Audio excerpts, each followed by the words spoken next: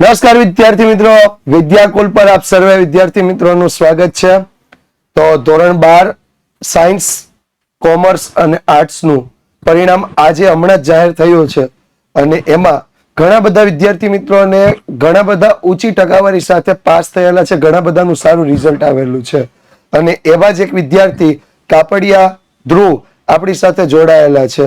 તો ધ્રુવ, વિદ્યાકુલ પર આપનું ફરીથી સ્વાગત છે. અને પહેલા જણાવશો કે તમારું નામ, ક્યાંથી તમે જોડાયેલા છો અને તમારું રિઝલ્ટ શું આવ્યું છે? સર, મારું નામ કાપડિયા ધ્રુવિક છે.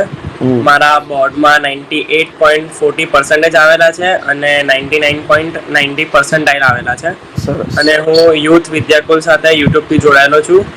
લાસ્ટમાં જે 3 મહિનામાં તમે જે મહેનત કરાવેલી અમને, એના દ્વારા મને સ્ટેટમાં અને BA માં બંનેમાં 100 માંથી 100 પ્રાપ્ત થયેલા છે. સરસ સરસ. સ્ટેટ અને BA બે વિષયમાં 100 માંથી 100.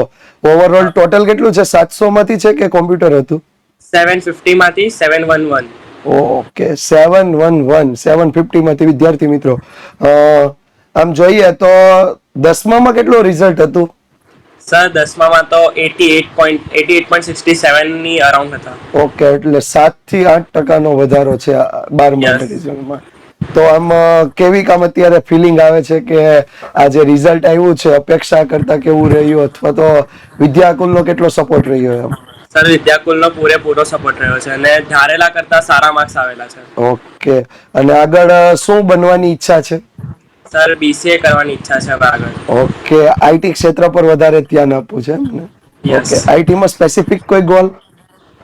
સર, એપ ડિઝાઇનિંગમાં. Web design, app designing. Okay okay. બીજી એક ખાસ બાબત કે અત્યારે તમે જે સ્કૂલમાં ભણો છો, કઈ જગ્યાએથી કઈ જગ્યાએ ભણો છો? સર, હું જીવન ભારતી નાનપુરા, સુરત.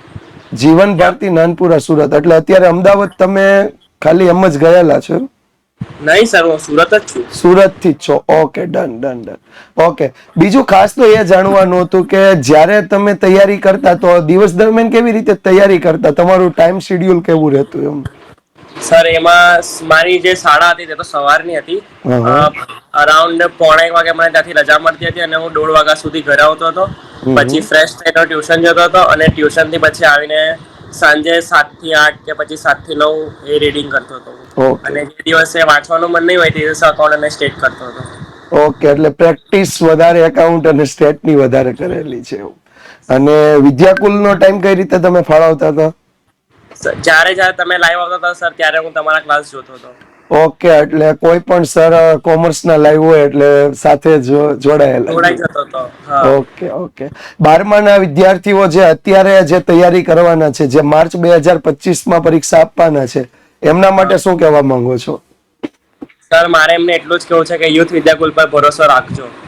સરસ. એક જ શબ્દમાં ઘણી બધી વાત કહી દીધી કે બસ એક ભરોસો રાખજો, એટલે રિઝલ્ટ તો બનવાનું જ છે. બરોબર ને? સરસ. મમ્મી પપ્પાની કેવી ફિલિંગ હતી જ્યારે આ રિઝલ્ટ જોયું ત્યારે? સર, લોકો બહુ ખુશ છે. A1 આવ્યો છે એટલે લોકો બહુ જ ખુશ છે. હા, કારણ કે 10મામાં 2% માટે ખાલી A1 ચૂકી ગયા હતા અને આ વખતે A1 પૂરો થઈ ગયો એમ. હા. સરસ. એમનો જ્યારે તમે આ ઓનલાઈનમાં જોડાતા હતા તો એમનો કેવો સપોર્ટ મળતો હતો અથવા કોઈ સપોર્ટ રહેતો હતો સર? એ લોકો જાતે રૂમમાંથી નીકળી જતા હતા અથવા તો જ્યારે ટીવી જોતા તો ટીવી બંધ કરી દેતા હતા એ લોકો. ઓકે, એટલે એમને જાણ હતી તમે વિદ્યાકુલ સાથે આવી રીતે ઓનલાઈન અભ્યાસ કરતા હતા? હા, એ જાણ છે સર, એ લોકોને જાણ છે. ઓકે ઓકે, સરસ. તો આગળ ઇન ફ્યુચર કેવી રીતે વધારે ને વધારે સારી મહેનત કરી શકાય એવું બાળકોને કઈ રીતે તમે કહીશો? કોઈ સૂચન આપવા માંગતા હોય તો? સર, એટલું જ કહેવા માંગુ છું કે ફોનથી જેટલું બને એટલું દૂર રહો. આ ખાલી 1 વર્ષ માટે વસ્તુ મૂકી દો, કારણ કે 12મા પછી તમે વેકેશનમાં તમે એની મજા માણી શકો છો. પણ 12મા ધોરણનું રિઝલ્ટ સારું બનાવવા ખૂબ પ્રયત્ન કરો એમ. હા, એટલે મતલબ ફોનથી દૂર રહેવું એટલે ભાઈનું કેવું એવું છે કે ફોનમાં સારી વસ્તુ તમે જોવો, જેમ એણે ઉપયોગ કર્યો કે વિદ્યાકુલનો ઉપયોગ કર્યો, એ સારી બાબત છે, એ જોવો, પણ બીજું બધું નથી જોવાનું એમ. ગેમિંગ અને બધાથી દૂર રહો. ઓકે, ગેમિંગ છે, કોઈ રીલ્સમાં વધારે ટાઈમ બગાડવો, એનાથી દૂર રહો. સરસ, ખૂબ સરસ. અને ફરીથી એક વખત 750 માંથી 711 જે ટોટલ તમે લાવ્યા છો એના માટે બિગ કોંગ્રેચ્યુલેશન્સ. ફરીથી આપણે સુરતમાં છીએ તો મળતા રહીશું. Thank you so much. અને વિદ્યાકુલ સાથે કોઈ પણ સપોર્ટની જરૂર હોય, વિદ્યાકુલ ઓલવેઝ તમારી સાથે છે. જોડાયેલા રહેજો વિદ્યાકુલ સાથે અને નવા ઇન્ટરવ્યુ સાથે ફરીથી મળશું.